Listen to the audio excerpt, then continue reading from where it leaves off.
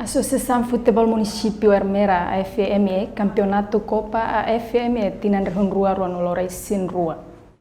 Associação Futebol Município Ermera, AFME, Tinan Rua no Lores Sin Rua, lo que oficialmente sexta-feira Loron Ronolo, Fulang Maio, Tinan Rua no Lores Sin Rua e a Gleno. E a jogo ne partida Husi Globo Sanu Lores Sin Walu, composto Husi Umanain Ermera, Clube Sanulu Racing Rua, Município Likisa, Clube Tolu, Dili, Clube Rua, no Município Atauru, Clube Ida. A realização Copa AFME Tinangne, a Rua Loron Ronulu, Fulang Maio, to Loron Ronulu, Fulang Agosto, Tinan Ring Rua, Ronulu Racing Rua, onde comemora aniversário Restauração Independência Badala Ronulu Racing Rua, no Loron Valentil, Badala Hatnulu Racing Hito. Presidente da Associação Futebol Município Ermera, Lomelino Salsinha explica, que o Copa bele promove jogador fom, não identifica jogador profissional Sira.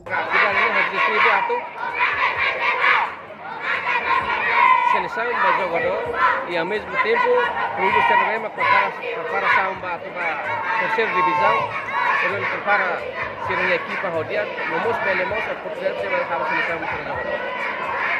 Bamanang na insira comissão organizadora prepara ona prêmio Bamanang na em primeiro, segundo, terceiro, no quarto lugar. E a jogo sábado, Loron Ronulu Racing ida Fulang Maio Tinan Rua Ronulu Racing Rua e a estádio Gleno Ermera entre Fitung Ramelau, FCLT Forro, ho FCWA Cel Gleno, remata o resultado 2-2.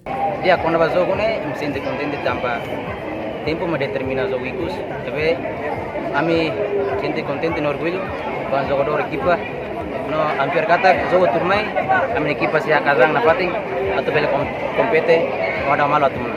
Atu jogo nela ao sucesso to final, Lomelino Salsinha apela para jogador ho oficial Sira atu cumprir regulamento jogo durante a competição. Reportagem contributor televisão Timor Post Carlito Soares.